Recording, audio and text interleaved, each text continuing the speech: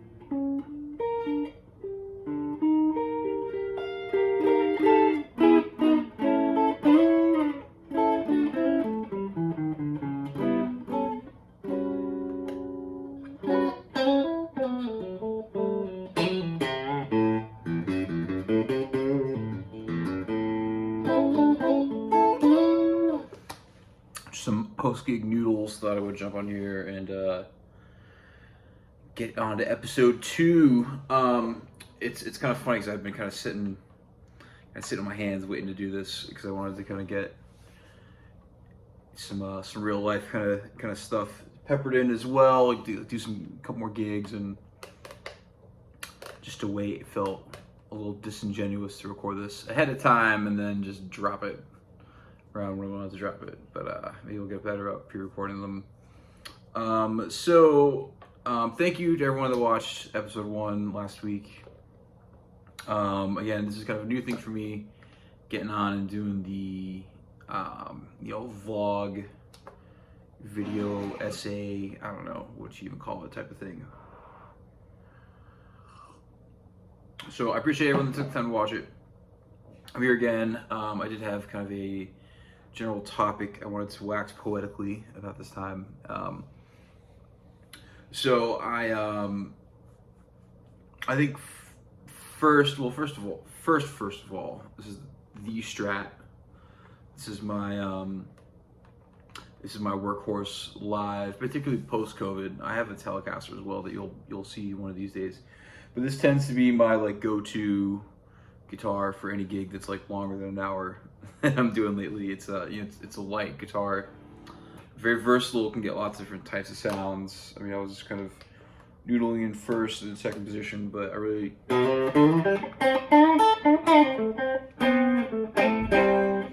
dig the middle coil, particularly for any Grateful Dead kind of sounding stuff. I have a video playing the solo from They Love Each Other, from Cornell 77, I think. And that, all the Jerry Strat stuff is middle position. Then, I don't really use this fourth position a whole bunch, but then, obviously,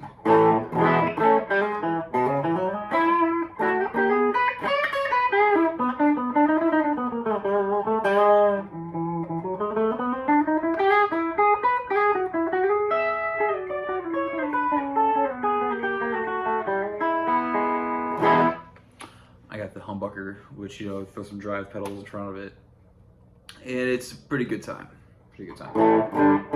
So first of all, this covers lots of different types of stuff. I'll do country gigs on this, pop, R&B, wedding stuff. I could even do a heavy hard rock gig with this. I tend to do the telly for that, but obviously I have the humbuckers. This is fairly equipped for that as well. So I wanted to just talk about this guitar for a brief minute. It's cool, gets the job done. I've had kind of a love-hate relationship with Strats, but I really have fallen into this being my main player over the last couple years or so. So I wanted to talk about the concept of playing in a live setting when you have another guitar player playing with you, particularly another electric player playing with you. This kind of ties back, as far as a gig experience kind of thing, to a gig I did a couple weeks ago in Cincinnati. There's a guy up there named Derek Allen that I met subbing for him in Nashville, but he's local to the Cincinnati area. And so every once in a while, I'll shoot up there and do a gig or two with him. I was up there like 2 years ago. I didn't end up there last year at all, but I went up a couple weeks ago and did a one-off at a club up there. And we were playing a lot of country music, and it's kind of this fascinating thing to me that there's this like, I'm a member of like a big like cover band like Facebook group, right? And so like you'll see people posting their set lists, and it's like, for this type of band, like he really does kind of run it like a Nashville kind of thing. And also, I think a factor in this was that it was just kind of a hodgepodge of musicians on his end. Obviously you have me coming all the way in from town, but I think as far as his regular guys, maybe not quite the ones he usually uses were available. So the set list is kind of like a reference point, but we do kind of go off the list based on like the kind of the flow of the show and the kind of the stuff that the crowd's into, which is a pretty common thing in Nashville. Is like you have maybe a set list that more functions as like a pool of tunes to draw from, but it's very vibe based sometimes. And I was just thinking in the midst of it that it's really this kind of phenomenal thing that that there are players, and I guess myself included, but that there are players that have this pretty decent like repertoire of country tunes to pull from, and obviously we did some rock tunes, of course, but to be able to pull from like several different like sub styles and like decades of country music.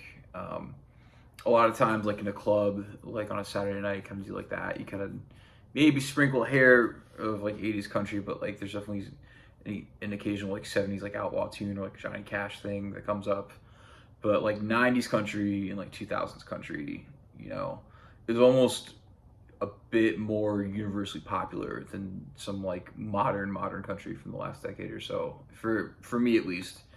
And again, this kind of resonates with another thing that I mentioned in the last video, talking about feeling like a musical anthropologist or something like that. Because I didn't necessarily come up around country music the same way that I know some people in Nashville that I've played with on gigs have.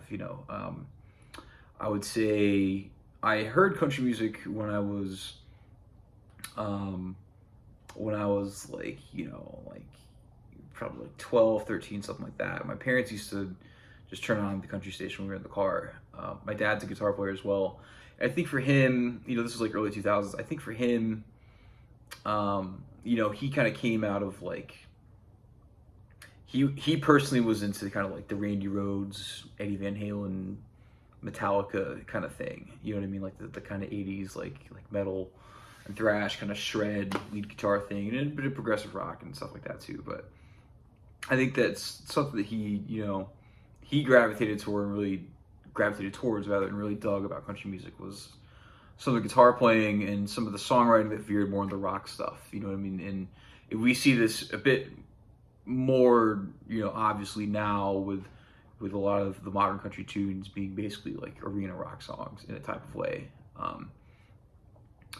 And so I heard like a pretty decent slice of like 90s country and 2000s country, and tunes that I didn't, really think at the time would like really stay with me in a type of way, to where like, 15, 20 years later, I'm playing some of those songs that I heard just randomly in the car over and over and over again, in clubs, like and on gigs and stuff like that. So it's really just kind of funny how life works sometimes like that. But it's not like I grew up hearing him listen to like Merle Haggard and like Hank Williams and like specifically seeking out artists in that genre. It was just kind of a thing they would put on in the car because it was fairly clean lyrically, and interesting enough musically. So I would say that I didn't really get too big into like country guitar playing from like a stylist point of view. Like I have a repertoire and I can sound kind of country, but I'm not gonna, on a country gig, I'm not gonna sit there and attack you with a bunch of Brent Mason licks. You know what I mean? I feel like I learned some of my tricks and yada yada yada that sound country via acts like Led Zeppelin or the Grateful Dead. That kind of you know, they're playing more rock and roll, but they kind of draw and interpret like American roots music in a type of way, in kind of an electric kind of way that's kind of country adjacent and that maybe draws on some of that vocabulary sometimes, but kind of interprets it in a bit more of a rock kind of fashion. So anyways, so when I'm playing country music with another guitar player, particularly, I tend to, if the other guitar player is like a stylist and is like, you know, like the other guy on the gig showed up with a telly and with a like a Fender clean amp, and you could hear he's doing all the Brent licks and the chicken picking and stuff like that. It's like, all right, I'm gonna let that guy handle the heavy lifting with that kind of stuff, but there are still things I can do on the guitar to like fill the sound out. You know what I mean? So it could be the kind of thing where, you know, it's so nice with the guitar because it's such a visual instrument. It's like you can literally look over what the other guy's doing and see where his hands are on the neck, and you can just kind of decide, all right, well, he's over here playing something like that. I'm wildly out of tune somehow already. And you can decide to play up in a different kind of inversion of whatever chord that you're playing. I don't know how I went out of tune so fast like that. That's crazy. Anyways, I'm gonna tune up as I keep talking. So that was kind of something that I was kind of paying attention to as we played. You know what I mean? And I feel like our tones were different enough. You know, I have my workhorse amp is a Mesa Boogie, and you know I use it as like a clean pedal platform. So it's not like I'm showing up with like crazy high gain coming out of the amp, but you know, I do have high gain like in my palette, and it is kind of nice on country gigs to have that because sometimes the other player does not. You know what I mean? Or will approach using, you know, overdrive and distortion pedals in maybe a different way than I will. You know what I mean? And so, I don't know. It was kind of nice to play with a proper country guitar player because I feel like it kind of gave me the space to really kind of observe how I reacted to being around another guitar player that was already filling up that kind of vibe sonically. And yeah, it was just kind of nice to be in the moment and reflecting and to be kind of making decisions about the types of licks I was going to play, the types of tones I was going to try to use. And so, you know, another thing too is that when I'm playing with another lead instrument, I'm always happy to like defer solos. Like it can very easily, you know, turn to this like contest inadvertently, and I'm not particularly interested in that. And so there were definitely tunes where we're getting to the solo section, look over him, and I just point like, "You got it, man." Particularly on like the real like country stuff. But it is also fun to play tunes where you have like longer stretched out sections where you guys can both kind of play off each other and both improvise and both take solos and stuff like that. And I feel like particularly when I'm playing with like a stylist, like with a proper like country player, that, you know, they can handle that kind of vocabulary, and then when it's my turn to play a solo, I can just kind of sound a bit like me. You know what I mean? And you know, you use some tricks out of the country bag, but I know that because I haven't done the deep Brent Mason like chicken picking technique dive, that ultimately I'm gonna sound a bit differently, you know.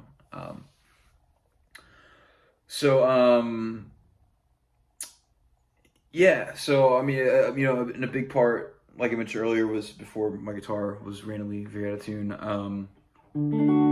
Like let's say we're playing a tune and he's kind of living in this land, you know, I can kind of rely on the cage system to find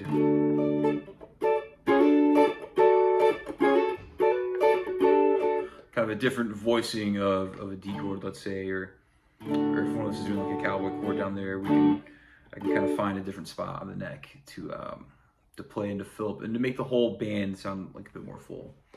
I did have kind of an idea for a lick that I wanted to impart on you guys. So this is honestly even something too, kind of another example of kind of interpreting something as into my country playing that's not necessarily derived specifically from that. I got into the concept of like double stops on the guitar from listening to Pink Floyd a bunch, right? So like there's the tune Breathe.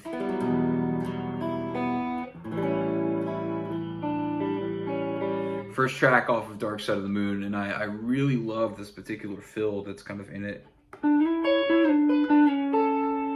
where it's kind of like outlining kind of the A shape of Rhythmic Engaged of an A chord, and then kind of scooting down eventually to the kind of the C shape of an A chord. And you know, I'm playing like the fifth and the third, the fourth and the second, and then the third and the first.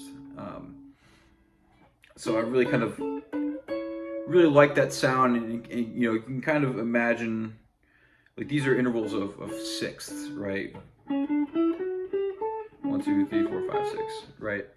But I kind of imagined them at the time before I necessarily knew what that was. Is I knew what like a third was. I kind of just could tell that it was just not that I had this vocabulary either, but it was kind of an inversion of a third. You know what I mean? So instead of going root third, it was third root. I was like, oh man, you can outline like major chords and minor chords and stuff like that using this kind of thing. And then eventually figured out a way that I could kind of go over like an A7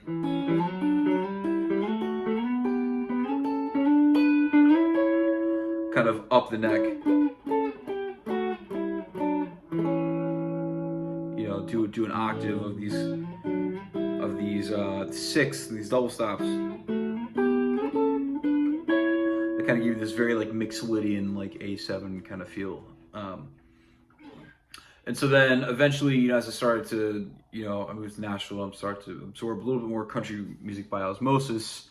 And you can kind of hear some kind of chromaticism and some pedal steel playing and some of the, you know, lead electric playing as well. And so I oftentimes when it's, you know, when they point at me and let it go and I'm doing like a solo in the style or whatever, my trick that one of my tricks that I like to use to sound kind of country is kind of, you know, relying on double stops, much more so than like chicken picking or doing the kind of the banjo roll kind of thing with like open strings and stuff like that. It's something that I kind of feel comfortable improvising and doing. And so I'll sometimes play a lick, like if I'm going from like the 1 chord to the 4 chord, then back to the 1, I'll do, you know, kind of a double stop kind of idea. And I'm going to be kind of on this inner string set, so we'll call it keyed. Let's see, what key should we do this in? Let's do this in the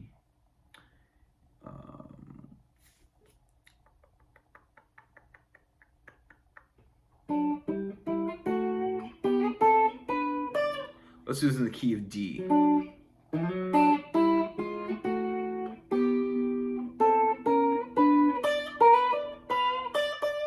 So what you can kind of do is you can kind of outline this D chord from kind of the C shape to the A shape, like how I just did. But you get the chromatic passing tone with the sharp 4 and the sharp 2 or flat 5 and flat 3. And then you kind of wind up on the 4 chord on G, do the same kind of pattern. Then when you kind of land up here on the 4 in G, you kind of find yourself in kind of like the E shape position for a D chord. Or kind of think pentatonic. So you've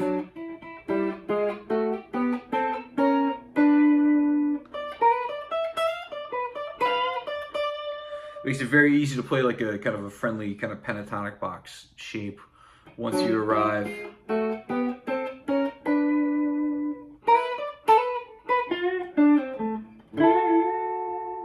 And that way you can kind of tonicize and resolve it back to your 1 chord.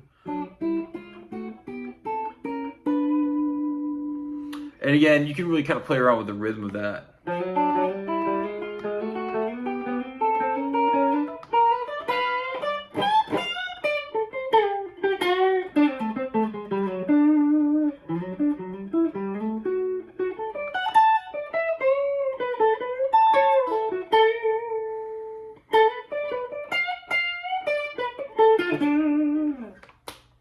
So, anyways, just a little bit about country music without wading into the controversies of the last week of either Jason Aldean or Randall Lambert. Maybe one day I'll be brave enough to wade into controversies on this channel, but I don't think today's quite the day. So, just a little bit about my experience playing with another guitar player, with another stylist. A little lick for you there at the end to kind of think about and digest. Thank you again for everyone that checked this out. Like and subscribe. If there's something that you want to see covered as well, or if there's something you have questions about, feel free to drop a comment. You know what I mean? This is, I have a couple things, obviously gig kind of experience things that I'm going to continue to touch on. But this is a pretty open-ended project on my end. So if there's something that you would like to see discussed, or that you would like my opinion about in kind of the music, guitar, gigging, professional musician world, let me know. All right, cheers. Thank you.